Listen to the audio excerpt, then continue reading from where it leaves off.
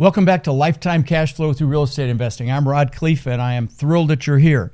And I know you're going to get tremendous value from the gentleman I'm interviewing today. His name is Tony Stephan, and Tony's from Detroit, and he's got a lot of assets himself in his own portfolio, and he also has a telehealth business. So we're going to talk about health for sure, because that's something I love talking about. Hey, brother, welcome. Rod, thank you so much for having me, man. Appreciate it. Absolutely. And he's got his own podcast as well, which I'll be interviewing on here at some point, the Tony Stephan Show. But so what's your story, man? Tell me who you are. I would say there's a long story and then the short version. So I'll give you the short version. I'm happy to expand into it a little bit. Like you said, my background's in telehealth as a registered dietitian.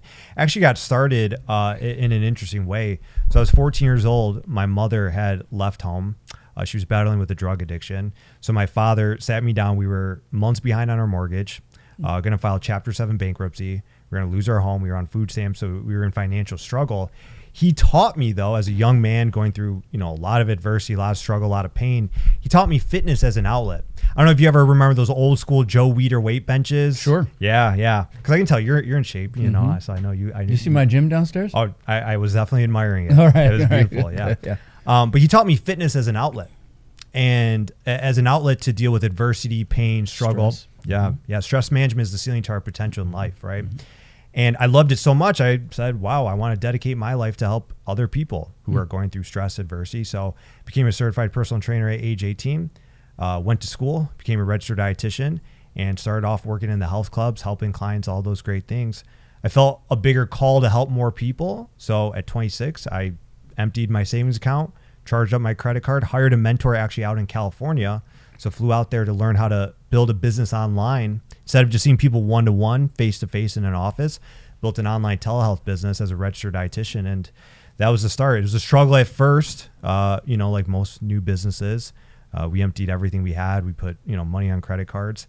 First couple of years was a struggle, but then as the years went on, something you always preach is, real estate's a long-term game, business is a long-term game, social media is a long-term game.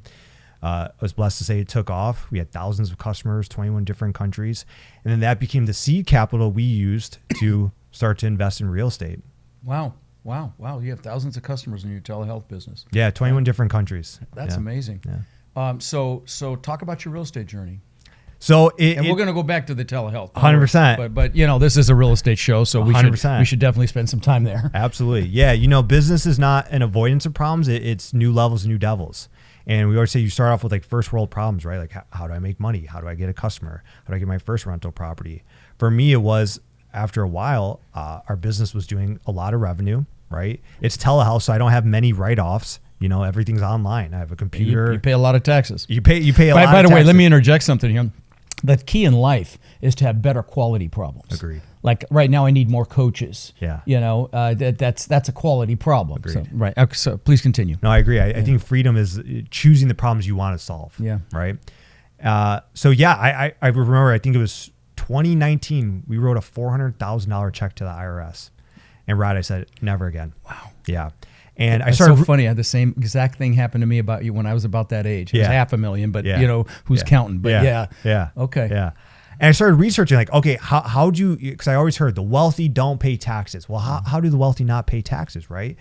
You start to research, okay, real estate professional status, depreciation. I realized we were crap. We were cash rich, but asset poor. We had no assets. The only asset my wife and I had was a home we lived in. So we made a decision like, hey, the 401k route doesn't make sense for us. Stock market, I feel like is designed to make Wall Street wealthy. Well, that's been crazy the last few month and a half. Yeah. Right. So we said, let's go all in on real estate and started with one house. And now today it's 258 units. 258. And you told me you've got 100 unit, you've got small stuff like in 16 unit range. You probably got some single family as well. We sold all the single family. Oh, did you? Good. 1031 into a 56. Smart. Yeah. Smart. Yeah. It took me 2,000 houses to get that memo, but that's crazy. Yeah. But, wow, that's awesome. And so you've done some cash out refis. You want to talk about that? Because, you guys have all heard about the BRRRR method, right? Buy, renovate, refinance, repeat. Well, you've done it with some multi, right? Yeah. But so have I, but talk about yours. It like you said, I think everyone starts with single family because you feel like this is where I have to start, right? Like for us. Just about everybody. I met one person, I think, that started with 100 unit. He was a unicorn. But that's smart. Right. Yeah. Just houses made sense to us. So we started with that. But I realized it was a really slow way to wealth, right? We were buying these houses, we put a tenant in it, they pay it off. You're like, okay, whatever, right? I bought a 7-unit, and the 7-unit was in a great area. Something you always talk about, like don't compromise location. Couldn't agree more, right? Bought this 7-unit. It was business debt, so that was the first really interesting thing, right? It wasn't going on my credit report, it wasn't going on my credit score. They weren't looking at my debt to income ratio. The rents were about $750. We knew the market rents could be $1,100. Wow. And something you always talk about too is NOI, right? We love multifamily because it's valued based on a business, right? The more profit my business produces, the more valuable it is. So as an entrepreneur with a business background, that just made sense to us, right? So we took it over. There were month-to-month leases, lightly outdated units. So we just started doing light upgrades. It was back when debt was 3.9%. So we had a lot of cash flow to just kind of pump right back into the deal. Hope you got fixed rate. Yes, 10 years. 10 years. Good. Yeah. And then we took the NOI. The first year was $30,000. We took it to $60,000. That building, so I paid $660 for it. Building reappraised for $1 million. Was able to do a cash out refinance, take $250,000 out tax free, which was more than I put down. Once we saw that, Rod, it was like The Matrix. Do you remember that movie where it's like red pill, blue pill? Sure. We took that red pill. We could never look back at single family. Sure. No, that's fantastic. It's a little harder to do now with the interest rates where they are and 100%. stuff like that. There was a golden era back then, but let's hope it comes back. I mean, Trump's trying to get rid of the head of the Federal Reserve, and because he wants to drop interest rates. So it's kind of a balancing act because that'll probably trigger inflation again. So. Sure. It's like it's going to be. We're in crazy times right now with these 100%. 245% tariffs on China. It's like holy crap. But this country's in deep shit. So thank God he came on board, and he's not settled. Agreed. I saw an interview this morning with Mr. Wonderful talking about. I'm sorry, I'm digressing a little bit, but saw an interview with Mr. Wonderful. I forgot the show. Shark Tank. Shark Tank. Yeah. Thank you. And he does a lot of business in China. He says they have been screwing us for years. I believe it. Yeah. Stealing inventions and knockoffs and not allowing U.S. companies to get big footholds in China without Chinese involvement. It's so I'm really glad it's happening. But I did a Facebook Live on this last weekend, and oh my God, I got so much hate from people about Trump's going to ruin the relationship and blah blah blah. No, Trump's playing chess, not checkers. That's right. So, But you're basically vertically integrated. You have your own real estate brokerage. You have your own construction component, maintenance people, whatever. You do your own turns and you have your own management. Yes. Yeah, which is great when you're in a single geographic area like you are. That's a fantastic way to do it. I still have a management company actually, but I get a lot of one thing I've discovered just as an aside, just to teach a little bit for a second. In the last year, I had to take over 23 of our assets that my partner was running that he ran into the ground, and in 7 states. Wow! And I'm going to tell you, that's not the way to do it. Right. You're much better off. The most successful entrepreneurs that I see in this business are the ones that are geographically specific. Love that. They stick with one market. Yeah. And that's what I try to suggest to my students anymore. And let me brag for a moment. I just found out literally 5 days ago that my students now own 260,000 units. We heard. You We were heard? listening on the way in. That's impressive. Like, holy crap. That's amazing. Just Congrats to really, you. really proud of that. That we know of. It's probably pushing 300 at this point because a lot of people don't respond. But anyway, so you've done these complete cash out refis, which is fantastic. Are you going to continue to buy for your own account? Are you thinking about maybe syndicating at some point? What are your thoughts for your future? That's a great question. So for us, Rod, it's very much so. We keep the main thing, right? We build our businesses. We build our enterprises. So every year, I kind of joke, it's like we're in the mafia. We have to buy till we die, right? Because we need those tax write-offs. Right. My wife qualifies as a real estate professional, which I know you talk about. Right. So we can cost segregate our buildings and take all that depreciation. So she's the pro instead of you. Interesting. She 'cause is you're the doing pro. well, we know she is anyway, Yeah. but I mean as far as real estate. She's got the it. real estate Got it. professional. Okay. Yeah, that's kind of how the real estate brokerage all came about. Like you said, it was all kind of vertically integrated. Yeah. We started with third-party management. We created a management company because we had to. Oh, because they suck. Yeah. Yes, Okay. yes, Exactly. sir. Yes, It's sir. very rare to find a good property management company, and it's really more property specific. 100%. Because I noticed this when I took over the asset management of these 23 assets, about 2,000 units, that there were different management companies, but the assets that were doing good were the ones that had great on-site staff. It really didn't matter what the management company was. Yep. So anyway, I don't know if your experience was different. So you started it out of need. Out of need. Yeah. Yep. Same thing with the brokerage. People then started contacting us, like seeing what we're doing on social media, which you're a huge proponent of. Right. Right. If people don't know you, they can't flow you. And the more hands you shake, the more, money Right. you can make. Right. So they started seeing that. They're like, hey, can we work with you? And so we're like, why are we paying Keller Williams? Let's just create our own Yeah, brokerage. nice, Right. nice. Yeah. So that's how it all came about. I love how you said vertically integrated. That's something we talk about a lot. Yeah, too. well, that's that. Yeah, when you control every aspect of the business, that control really equates to cost savings. It equates to a better quality. The business runs better. 100%. Period. So, love it. So, talk about some good decisions you've made and maybe some not so good decisions you've made in this journey of yours. Just to, and I want to, talk about some pain. Talk about, I call them seminars. Talk about some seminars you've had maybe. Yeah. Yeah. I mean, there's so many, and just in Right. It's easy to pick. Right. Yeah. Right. No, what do you say all the time? You're like, ask me how I know. Ask me. That's right. I love that. We have T-shirts. Hashtag Ask Me How I Know. No, A I student love got for me. Yeah. I love that. Yeah. I mean, there's been so many. I think one of the biggest mistakes I made was just thinking I had to start small. Right. Like I had to start, it had to be linear, right? It had to be a house, then a duplex, then a fourplex. And if I wasted a lot of time, a lot of energy. Now, fortunately, we were able to sell those and take the money out, 1031 exchange. We just wasted a lot of time with that, on a very, very slow, kind of painful path with the third-party management managing those two. They just killed us on duplexes. We had 15,000, 20,000 unit turns. Oh, yeah.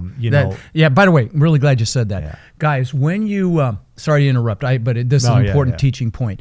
When you hire a property management company, find out, especially if you've got an asset that's under, say, 40 units or 50 units, because you're going to rely on their maintenance infrastructure.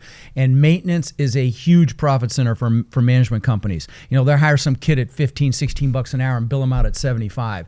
So really dig into that, because you will get screwed like he's talking about here. I've had it happen to me numerous times, and find out if they upcharge contractors, or if they do it dollar for dollar. Sometimes they'll upcharge, contracting bids for the supervision, quote unquote. So really dig into the maintenance when you're hiring a management company. And by the way, I've got a great book on this that's free on how to hire a third-party property management company. It's on rodslinks.com. It's in the free book section. I think it's the best book out there on the topic, and it's free, so the price is right. So check that out if you are thinking about hiring a property management company, because it's got all the questions you should ask and things you should think about. Anyway, I hope I didn't completely derail your thought process. That's exactly correct, though. Okay. There was like a 35% markup on everything. Right. The maintenance hourly rate was $100 an hour, and they were always finding things to do. Oh, sure. It wasn't ever fix something; it was just completely replace it. Sure. Right, for more billable hours. So thinking like real estate wasn't like any other business, to where you make your money in the management and the operations, right? And we just kind of built 87 units at that time, gave it away, and said, all right, well, they'll have our best interest in mind. No, they had their best interest. Right. Lost a lot of money and time on that. So I've got a lot of listeners that have a job, have a W-2. They may even call it the rat race. Some of them may like what they do, but they know they need more. They want freedom. They want time freedom, money freedom to go do whatever they want, whenever they want, with whoever they want. But they haven't taken action yet. And speak to them. Yeah. Just give them some advice, if you would. Yeah. Yeah. If you feel called to be an entrepreneur, it's not for everybody, right? But if you feel called to be an entrepreneur, you have to answer that call of the conscious, right? Something I always talk about is conscious congruency. Like what the voice inside of you, the voice of God, the voice of the universe, whatever you believe in, like you have to answer that call, right? And imperfect action always beats standing still. And proximity is power. So if you feel called to do something, you just don't know how to do it. I mean, you have to get around people who are doing it. That's why you do all the boot camps and the webinars and all those things. You have to live like that, because something I just learned early on from losing my mother at a young age is, man, life is finite, right? And at the end of your time, you have to answer for your life. And did you live in fear, or did you live in faith? Faith is, even if this happens, I'm going to move forward. I'm going to progress. Fear is what if, right? Well, what if I quit my job and we lose all our money? Or what if I buy this rental property and everything can go wrong? Just which one do you want to operate from, right? At the end of your life, you have to answer for that. Did I operate in faith? Or do I operate in fear? Yeah. And do I have regret? Yeah. You know, there's that nurse in Australia that wrote a book about this. She was a hospice nurse, and she asked people that were dying if they had any regrets. And I think the book is The 5 Regrets of Dying or something like that. Her name is Bronnie Ware. And the number one regret was not living the life I could have lived, living someone else's life, not doing what I know I'm capable of. Christ, I can't think of anything worse than that. Right. So don't fear failure. You know, I've started 29 businesses. Several worth tens of millions of dollars, most spectacular flaming seminars, but we failed our way to success, right? So on this journey of yours, talk about any epiphanies that you had, any aha moments. Yeah, I love what you said earlier. Let regret be your guide, right? That's something like we don't get to choose our regrets. You know, sometimes people think like, oh, I can choose to regret this. Like, no, that's an internal message from above, right? So a lot of different regrets and a lot of different epiphanies. I think one of the first epiphanies was, though, I was crap. I was in my late 20s. We had just made our first $1 million profit. So we had over $1 million in the bank, right? Which I'm, don't say to impress anyone, but to impress upon them. We were crap. COVID then was right around the corner. Well, what do you say you were crap? Cash rich, asset poor. Oh, gotcha. Okay, I was wondering what the hell you meant by that. Okay, yeah, no, I guess I should have explained that, That's right? all right. Just keep saying that. But COVID came around the corner. I saw so many businesses get decimated, right? Get told to shut down. They're never coming back. I was in telehealth, so our business was booming. But I right away saw if anything ever changed in my business and like a COVID hit, like telehealth or what we were doing, I'm susceptible to that. So I also learned in another big epiphany, the worst number in business is one way to make money, one revenue stream, one way to get customers. Like single family home, you have one customer there. 100 unit apartment, you have 100. My wife and I talk about this all the time. 2 people move out in an 8 unit, you feel it. 4 people move out of an 8 unit, you're distressed. 4 people move out of our 100 unit, you don't even feel it. You just keep it moving, right? So the epiphany of I wish I would have invested sooner. I was saving out of scarcity, not realizing my money was losing money every day due to inflation and devaluation of the dollar. And just the more customers or the more revenue streams you have, the more secure you are. And that could just be in a business, that could be in life, and that's definitely in real estate. That's why the multifamily, the more doors you have, the more protected that business is too, as long as it's a good asset, obviously. Agreed. I'll tell you, I think we are heading into a golden time for investment. Certainly in the multifamily space, there's a meltdown happening. There's $1.5 trillion in debt coming due by the end of this year. And those people either have to refinance, which is very, very difficult right now because the rates are up and they can't meet debt service coverage requirements, or they have to sell, and sales are down 90%. So we're going to see some pain. And I will tell you, I think we're going to see some regional banks collapse as well. Wow. I really believe that. And I've got my money in bank that gets spread out over 80 banks with no more than 250 in each bank, so I'm covered by the FDIC. Wow. And the reason I believe that is there's a ton of commercial debt in trouble right now. I mean, listen, to office. I'm in office. I mean, we're 50, 60% occupied, and DOGE is going to be eliminating a lot of organizations, government organizations, and the government's the largest landlord. I mean, the largest tenant in the country. So, I think we're headed for some pain. Yeah. But with crisis comes opportunity. There's going to be great deals in multifamily. I'm already seeing a ton of deals being sold for the debt plus fees, but they're trying to be sold, but they don't even pencil out at the debt right now. And so you're going to see banks taking haircuts. You're going to see auctions. The other thing is, I wish there was 2 of me because I'd love to buy businesses. There's 80 million baby boomers getting old, and I like to say getting old and getting cold, which doesn't serve you in Detroit, but it definitely does in Florida here. And I'm getting into senior housing. I'm going to be raising money for a senior housing deal probably in the next week or two. Love that asset class. I was going to do it years ago, and I got sidetracked, but but I would love to buy businesses as well. Like I said, so many baby boomers have businesses that they're going to have a difficult time selling. So it's just lots of opportunity. So if you're listening, freaking get up to speed on something. Okay, if it's multifamily, get your ass to my boot camp. If it's businesses, learn how to buy businesses. Whatever it is, get up to speed now. Don't wait. Okay. So, I'm big into mindset. I mean, that's like, 80 to 90% of your success. And I can tell you are too. You've even said a couple of Tony Robbins quotes while you're sitting here. So, I spent 20 years with him. So I reckon, proximity is power, for example. Yeah. So what's the drive, man? What's the why? What gets you to jump out of bed every morning? You're very dynamic. You're very passionate. Where does that come from? Yeah, I appreciate that. It all started with adversity, and something I love to say to people is adversity is your advantage. Growing up was tough, man. Like I said, my mother struggled with drugs, so I saw that. My first lesson in real estate was Chapter 7 bankruptcy, right? Learning what that meant and learning what happens when you don't pay a mortgage, right? So just very motivated. How old were you then? I was 14. Wow, yeah, that's impactful at that age. 14. Okay. Yeah. Very motivated to my family and my future children to never experience that, but then also to use my message and, the pain to turn it into a process and to help other people, right? I know you're big on social media too. And, I think people who go through things and don't share on social media are selfish, right? Because our message can really help people. So it's also just showing people like, hey, look, I started with absolutely nothing, and we've built, a pretty great life for ourselves. Yeah. So if we can we always say, hey, we're not special. How old are you now? 34. Wow. Fantastic. Yeah, thank you. So we're not special. If we can do it, you can do it. So it's also about motivating and helping others. And I think that's where I have an affinity with you, because you don't have to be doing all this stuff, but you do it to help people. Yeah. And that's to me is the true definition of success, when I've created the life I want, but now I help other people go out and get it. That's absolutely the truth. And people, they'll ask me what motivates me, and I tell them, and they're like, oh yeah, bullshit. That's just you being a guru talk. But no, I've got a walled in my office in my other building here with hundreds and hundreds of thank you cards.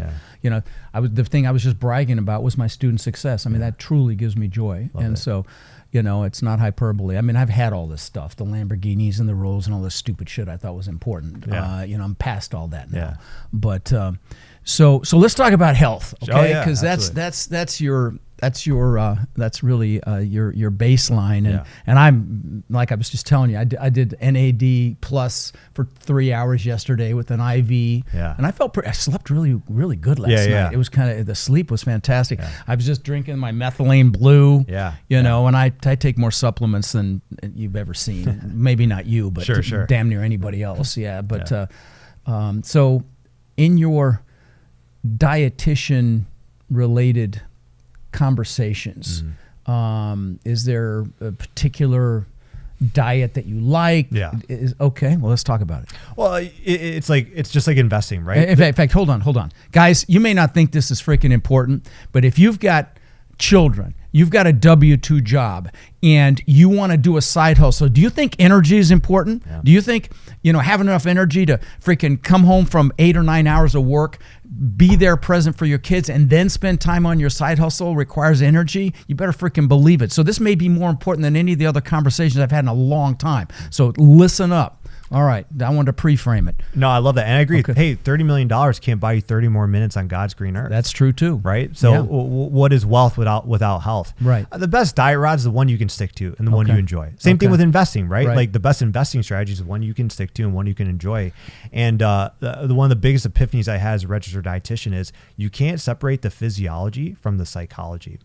Food, nutrition, health is very psychological for people. You know what I mean? So it's very interrelated. It's not just, hey, follow this perfect diet. It's really like finding what motivates people, what their driving force is, and getting them on something they can stick to for the rest of their life. Same thing with investing, right? You always say you have to be investing for the long haul. Same thing with health. You have to do something that you can stick to for the long haul. Okay, well, fair enough, but that was very macro. Sure. Macro squared. I mean, here's some of my opinions about health. Sure. Okay, number one, sugar is poison. Okay. No, and maybe you disagree, but I think sugar is absolute poison. Sure. I know whenever I get sick, it's always when I've had some dessert and or alcohol, and that's the only time I ever get sick. Sure.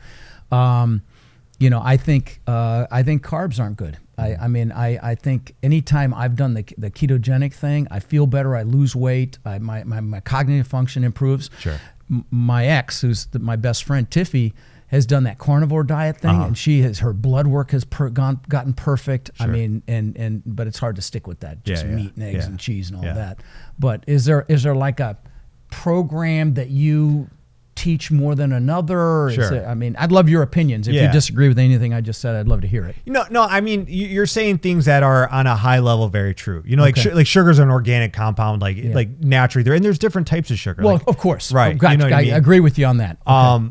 But here's the thing, like you said, hey, she was able to start this, but then it's hard to stick to. Like Yeah. you have to be able to stick to it. So always like lean proteins, Good point. energy focused, right? Right. So lean proteins, fruits, vegetables, complex carbohydrates, healthy fats. But we always say the compliance is in the science, right? Like you have to be able to stick to the program for it to work out. You know? Yeah, what I you mean? said that at the start, and that's a Yeah. very, very good point Yeah. because she hasn't been able to stick to it. So Because yeah, then there it is doesn't that. matter if you start it and reverse out of it and then lose the benefits of it. So Right. it's like, what can I stick to long term? But I love what you said earlier too. It's like energy. Like Right. you know, back to let regret be your guide. Mm-hmm. If you eat that sugary food, you eat that out, you have that alcohol, and you immediately regret it afterwards. The next morning, you get that anxiety, that hungover. I had a sinus infection for like almost 3 weeks 2 weeks ago because I went to Nashville. Okay. I didn't have my vitamins. And I'm like, oh, I'm by myself. You know what? I'm gonna treat myself. And Yeah. I had dessert and I had a drink and I was fucked. I mean, I was sick for 3 weeks because of that. Yeah. But You gotta let those regrets be your guidance. So Yeah. if you get that regret the morning after, dude, cut it out. You're right. You know what I mean? Right. Success is subtractive, Rod, especially with health. It's not about what I add into, it's what I eliminate and what I get rid of. Yeah. So your body's gonna tell you, your body's gonna give you those cues. You have to listen to it. Yeah, for sure. Yeah, bread screws me up too. I'll be Yeah. honest. I have keto bread. That's not so bad. You tried the Ezekiel bread? Oh, I love that. But Yeah.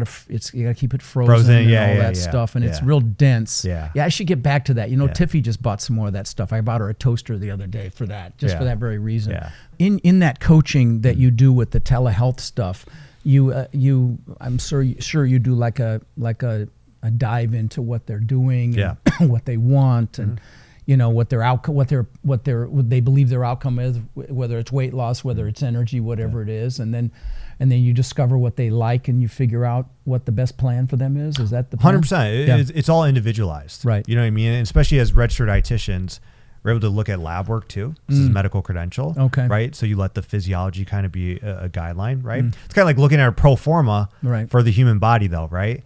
But then as I progressed that business, we actually started offering education and continuing education credits for other registered dietitians. So I don't do like direct to patient Oh, you anymore. don't anymore. No, it's Gotcha. more like Okay. B2B. Oh, gotcha. Right. So like certifications and continuing education credits for other registered dietitians. Oh, interesting. So that's how the business Oh, evolved. gotcha. Yeah, Okay, yeah. okay. Well, I was going to help do a plug if you wanted some clients on the B2C component, Yeah. business to customer. But okay, well, fair enough. What do you love the most about the role you play in what you do? Yeah. And maybe even what don't you love the most? Think about that for a minute. Is there an area of the business that you really enjoy more than another? Absolutely. I think for most people, right, it's finding the deal, negotiating the deal, It's the treasure hunt. the acquisition. Okay. Right. And then, Okay. when you're able to do the refinance, right, or an exit, that's always fun. But the money's made in the management and the operations. And now where we're at is we manage our team and manage our managers, right?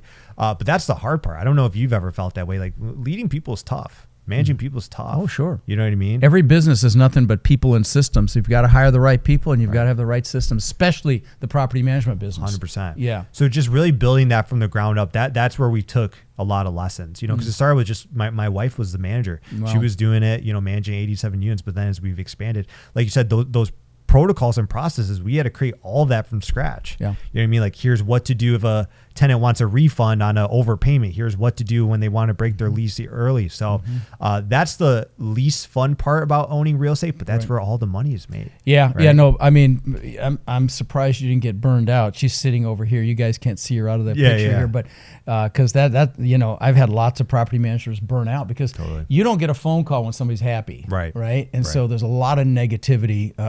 Very rare, let's put it that way, but a lot of negativity there. Yeah, it's a So it's very thankless profession. You know what I mean? But Yeah. like, would you agree? Could you have built to where you're at today without having that management component? No. I still own a management company just for the few handful of small stuff I have around here, but no. And my intention, I'm in 2 markets that I really like, and my intention is to vertically integrate in those 2 markets. Love that. And so that's the focus, and it'll be a while yet because again, the banks are their catchphrase is extend and pretend. Right. And so, at some point they're going to be like, okay, we need to do something, and then we're going to start seeing deals.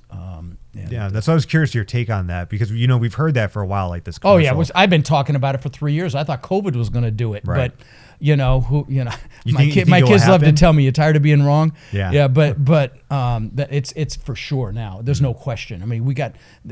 Unless the rates come back to 3%, yeah. Okay, I think that's the only thing that could possibly save the commercial real estate environment. And I still don't think it's going to save office.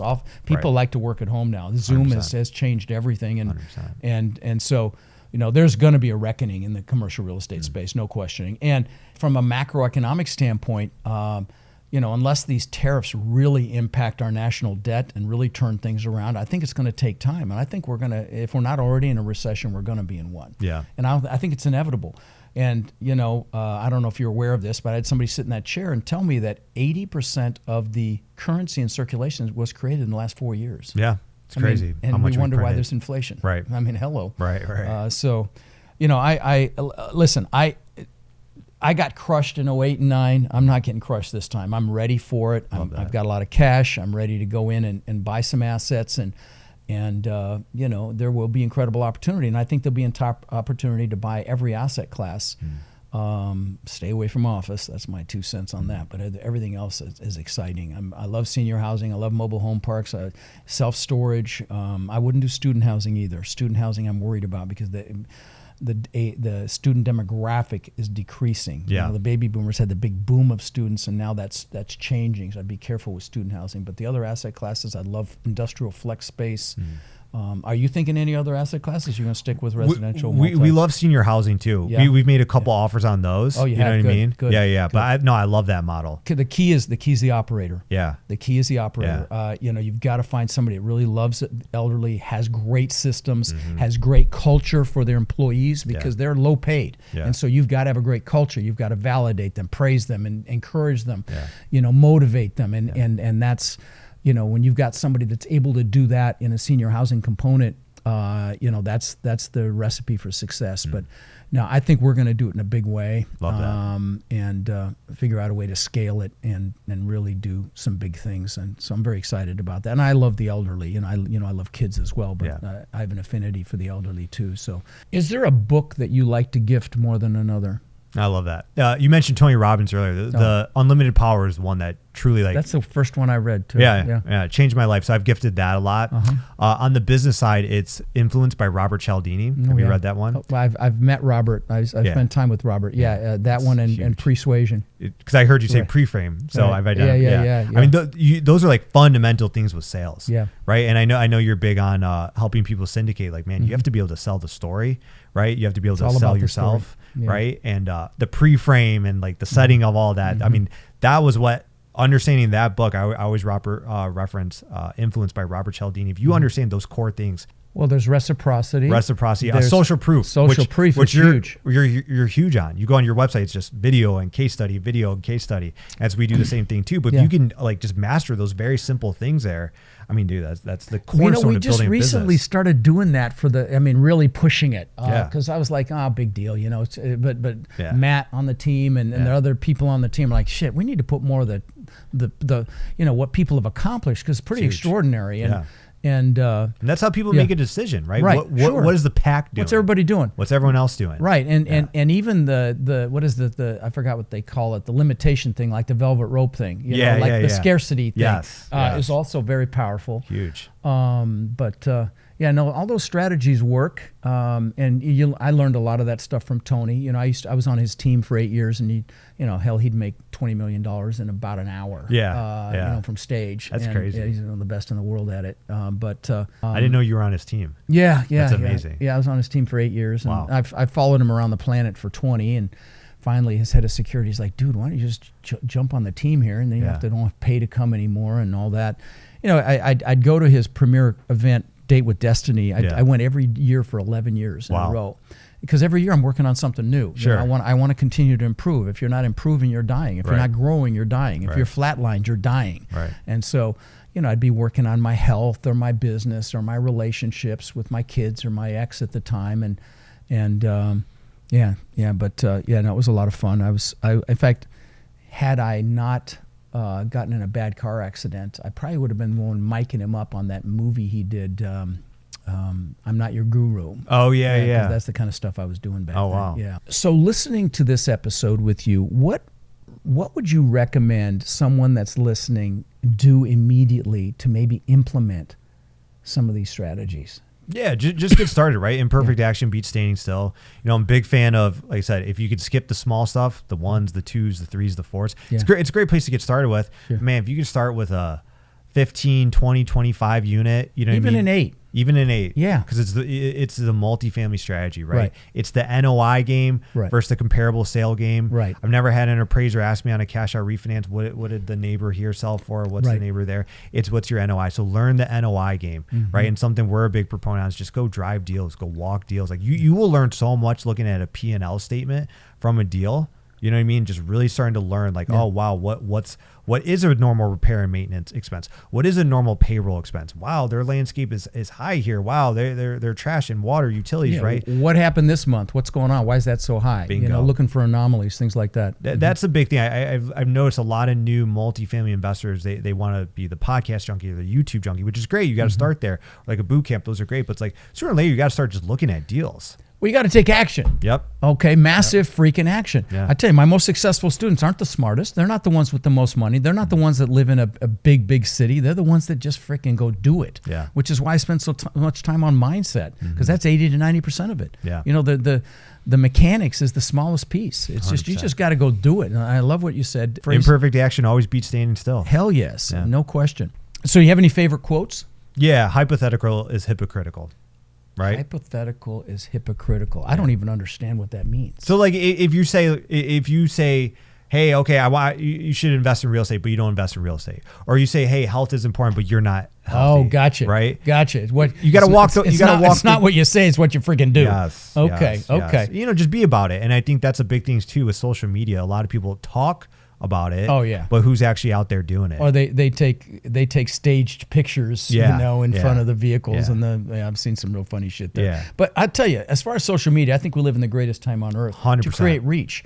I mean, good God! I mean, this is the largest podcast in the world by far for what I do, and all I did was be consistent and add value. I love You that. know, I have the largest multifamily Facebook group. Same thing, just be consistent, to weed out the trash, and that was it. Just it kind of built itself, and so if there was ever if there was ever a time to create reach, to raise money, to find deals, to build an infrastructure, to build anything, we live in the greatest time ever to do that. 100%. My Yeah. first business was solely built off of social media. Really? So it's organic, Yeah. right? Free reach. And like you said, I would say there's social media and then there's business media. Social media is what's used on you. It's when you like get in the doom scroll, you start just consuming. But when you create, that becomes business media, right? That's how you can then get your message out there to help people and bring in customers, bring in clients, all those things. Sure. So is social media being used on you, or are you creating business media out there to grow? Well, for me, unfortunately, it's both, because I've been sucked into TikTok. Oh, good we God, all don't get get me there. started. Jesus. Yeah, I mean, literally, I could get started on TikTok,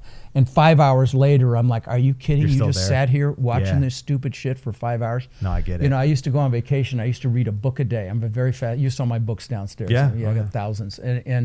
And now I sit on freaking TikTok, but I enjoy it. It's relaxing, but Yeah. there's no growth involved. Well, like you said, it's got to be a combination of both. Yeah. You have to, we say infotainment, right? You have to be informative, but there's got to be a level of entertainment. Because Yeah. people do go to social media to be entertained. Yeah, right? very true. Very true. Yeah, I tell people the two most important things with social media, and I've got a course that I give my warriors called Crushing It in Social Media. And the whole premise is be consistent and add value. 100%. If you put crap out there, you're crap. That's Right, it. right. And I mean, with ChatGPT, you can do a lot more now. It'd be interesting to see how that affects all of that. But well, one thing I wanted to ask you, because you're very healthy and like I say, passionate about what you do. One of the gifts that I give my warriors is the Miracle Morning by Hal Elrod. Okay. About how you start your day. Do you have a typical morning routine yourself? Yeah, absolutely. So wake up. First thing is hydration. Got to get Right. your body rehydrated. So electrolytes, branched chain amino acids. Then I go and I journal, but back to I journal my regrets. I'm really big on let your regrets be your guide, right? So like, hey, what in the last day did I regret? When the last week did I regret? It could be business, could be personal, it could be health, could be something I ate. You know, I really align with what you said. Sometimes we eat something, you wake up the next day and you're like, man, you know, I don't feel good with that. So cutting that out. And then I go into my MIT's most important task, right? To move the money needle forward in my business. So I try my first hour of every day. So easy as an entrepreneur to get into the busy work, right? Let me answer emails, let me check social media, but how do I move the money needle forward in my business, right? So whatever that needs to be, and then I get into movement, right? Back to Tony Robbins, change your physiology to change your psychology. It's called the triad. Yeah. Right. So get moving and then, you know, it's 9 a.m. and start the day. I love the MIT thing, the most important task. You know, it's the 80-20 rule, the Pareto principle. You know, one of the things I teach at my boot camps is my weekly planning process. And part of that process includes, you know, looking at your entire to-do list and looking at what's going to move the needle. You know, and I'll have, and I warn my students about this, my warriors. I said, don't send me your freaking logo and ask me what I think about it. Tell me how many brokers you've called. Bingo. Tell me, you know, how many deals you've underwritten. You know, don't get caught up in moving stuff from this side of your desk to that side of your desk. 100%. Okay. You know, and everybody's guilty of it, but you want to minimize that as much as you can. Big difference between being busy and productive. Right. Right. That's right. And that's what's tough about being an entrepreneur. We can be very busy all day long, but you didn't move the money needle forward. And there's no one checking you out. Like you said, you could spend all day tweaking with a logo, but that's not going to actually grow your business. Correct. I love what you said. Very, very outcome and very production focused. What did you do to grow the business? I had a coach when I was losing everything in 2009. Well, actually the second time. So I lost everything in 2008. I lost $50 million. And then I built a litigation support company that almost bankrupted in the end of 2010. I hired a business coach, and he helped me focus on income generating activity. Wow. Yeah. You know, and turned into a, you know, big company with 60 employees after that. Wow. But, you know, and that's what a coach can do. They can look at it from the outside and give you some nudges 100%. And just change everything. They see what we can't. Right. Because exactly. we're so myopically focused on like. Well, we're inside the business instead of looking outside, you know, looking at it. And, you know, I've had coaches my whole life. I've got coaches now. I've got a relationship coach. You know, I want to be better in relationship. And I show this picture at my events of I didn't go to college, but it's me with my arms out, and I've got hundreds of lanyards around my neck and on my arms from my boot camps, masterminds, workshops, all the stuff that I went to, you know, specific and coaching that I've had. Yeah. But no, I love that. Your income will never exceed your level of personal development. That's it. And if you're not growing, you're dying. 100%. Yeah. Well, listen, brother, this has been a lot of fun. I appreciate you coming on the show. It's a pleasure to meet you and your lovely bride. And I'm excited to see where you're at in another year or two. I'm sure it's going to be extraordinary. Thank you, Rod. Appreciate it, man. Yeah. Thank you.